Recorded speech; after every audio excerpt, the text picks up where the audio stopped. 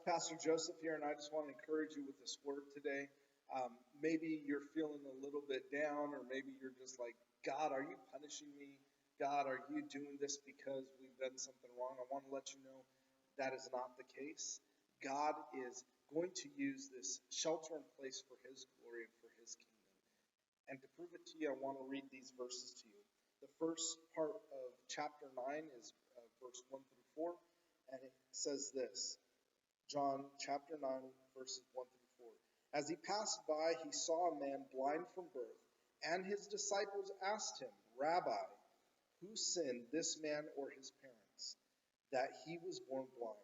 Jesus answered, It was not that this man sinned or his parents, but that the works of God might be displayed in him.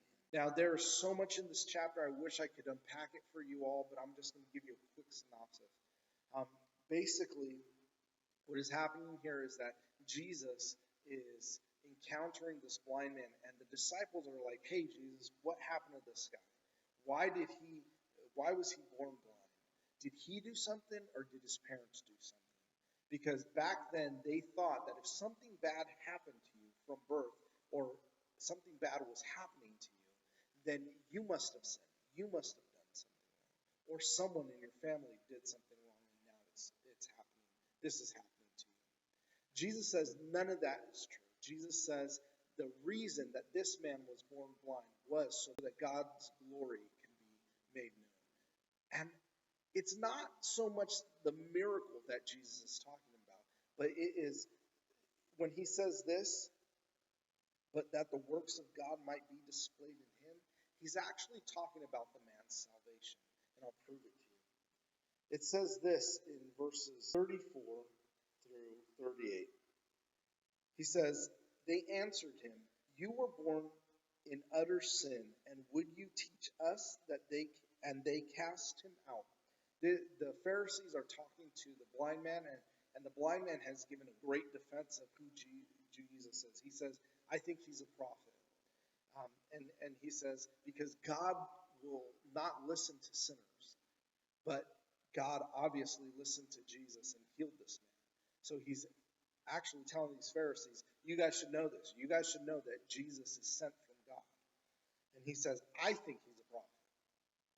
But then they tell him, you were born in utter sin, and would you teach us? And they cast him out. They said, get out of here. You're no longer to be associated with us. You can no longer come to the synagogue. And so you got to understand what they were doing to this man was horrible. They were basically telling him, you are in isolation for life. You can no longer associate with Jews that come to the synagogue.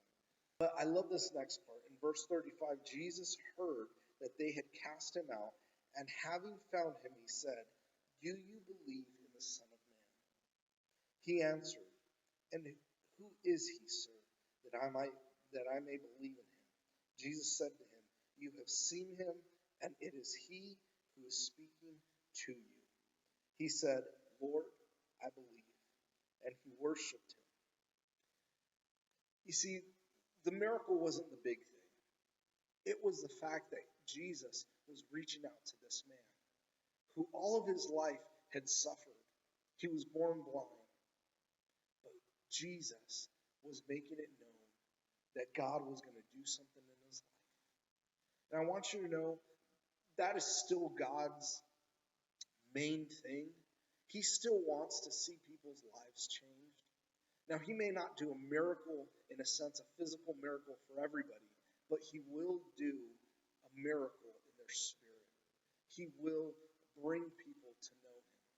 And I want you to know this is an opportunity that you have and that I have to reach out to our friends, to reach out to our family members, to reach out to those that are fearful, that are struggling through life. This is our opportunity to reach out to them that God can do a miracle in their life. Now, I want to challenge you with this. Call a friend. Call somebody. Let them know that you're praying for them.